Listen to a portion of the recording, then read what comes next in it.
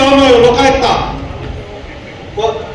ನಾನು ನೋಡ್ಕೊಂಡು ಕೂತ್ಕೊಳ್ಳೋ ನಿಮ್ಮ ಬೈಲು ಯಾವ ತಹಸೀಲ್ದಾರ್ ನೀನು ಇವ್ರು ಅನ್ಬಿಟ್ಟು ಕಂಟಿನ್ಯೂ ತಹಸೀಲ್ದಾರ್. ಸ್ನೇಹಿತರೆ ನಮಸ್ಕಾರ, ನಾನು ನಿಮ್ಮ ಮಳವಳ್ಳಿ ಸೂರಿ ಡೈರಿ ಯೂಟ್ಯೂಬ್ ಚಾನಲ್ಗೆ ನಿಮ್ಮೆಲ್ಲರಿಗೂ ಸ್ವಾಗತ ಸುಸ್ವಾಗತ. ಸ್ನೇಹಿತರೆ ನೋಡಿ, ಮಳವಳ್ಳಿ ತಾಲೂಕು ಕಚೇರಿಯಲ್ಲಿ ಇವತ್ತೊಂದು ಟ್ರ್ಯಾಪ್ ಆಗಿದೆ.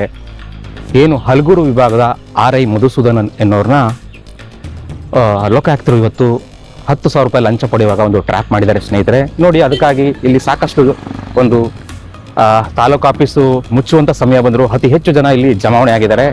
ನಿಮಗೆ ಬಲಗಡೆ ಸ್ಕ್ರೀನಲ್ಲಿ ಕಾಣ್ತಿರೋದು ಲೋಕಾಯುಕ್ತರ ವಾಹನಗಳು ಸ್ನೇಹಿತರೆ.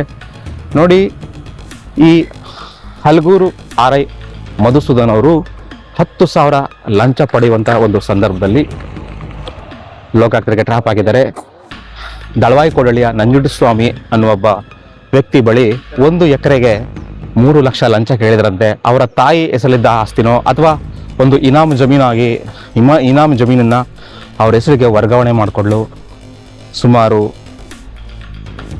3 ಲಕ್ಷ ಲಂಚ ಕೇಳಿ ಅದಕ್ಕೆ ಮುಂಗಡವಾಗಿ ಒಂದು 10,000 ರೂಪಾಯಿ ಪಡೆಯುವಂಥ ಸಂದರ್ಭದಲ್ಲಿ ಲೋಕಾಯುಕ್ತರು ಬಂದು ಟ್ರ್ಯಾಪ್ ಮಾಡಿದ್ದಾರೆ ಸ್ನೇಹಿತರೆ. ನೋಡಿ, ಮಳವಳ್ಳಿ ತಾಲೂಕಲ್ಲಿ ರೈತಾಪಿ ವರ್ಗಕ್ಕೆ ಒಂದು ರಕ್ತ ಹೀರುವಂಥ ಒಂದು ಕೆಲಸಗಳನ್ನ ಈ ತಾಲೂಕು ಕಚೇರಿಯಲ್ಲಿರುವಂಥ ಅಧಿಕಾರಿಗಳು ಬಹಳ ವರ್ಷಗಳಿಂದ ಮಾಡ್ತಾನೆ ಇದ್ದಾರೆ.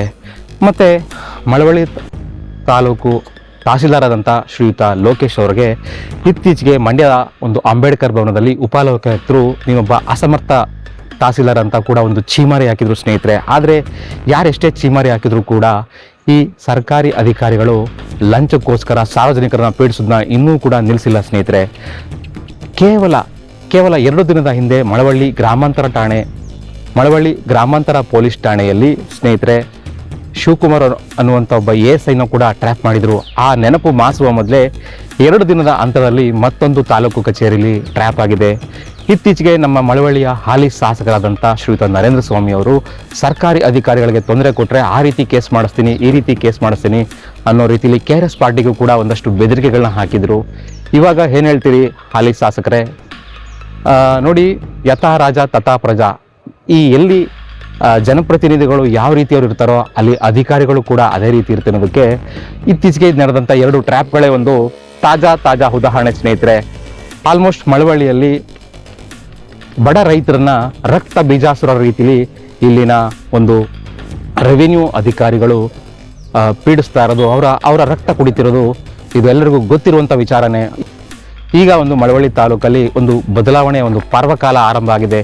ಇದು ಹೀಗೆ ಮುಂದುವರೆದರೆ ಈ ಸರ್ಕಾರಿ ಅಧಿಕಾರಿಗಳಿಗೆ ಒಂದು ಪಾಠ ಕಲಿಸಿ ಅವ್ರನ್ನ ಜೈಲಿಗೆ ಕಳಿಸಿ ಈ ಮಳವಳ್ಳಿ ತಾಲೂಕನ್ನ ಕಾಡ್ತಿರುವಂಥ ಒಂದು ಲಂಚ ಅನ್ನುವಂಥ ಒಂದು ಭೂತನ ಈ ತಾಲೂಕಿಂದ ಹೊಡೆದೋಡಿಸ್ಬೋದು ಸ್ನೇಹಿತರೆ. ಧನ್ಯವಾದ. ಈ ಸ್ಟೋರಿ ನೋಡೋದಕ್ಕಾಗಿ ಹೆಚ್ಚು ಜನಕ್ಕೆ ಈ ಒಂದು ವಿಡಿಯೋನ ಶೇರ್ ಮಾಡಿ. ಧನ್ಯವಾದ. ಮತ್ತೊಂದು ಸ್ಟೋರಿಯಿಂದ ಮತ್ತೊಮ್ಮೆ ನಿಮ್ಮನ್ನು ಭೇಟಿ ಆಗ್ತೀನಿ. ಧನ್ಯವಾದ ಸ್ನೇಹಿತರೆ.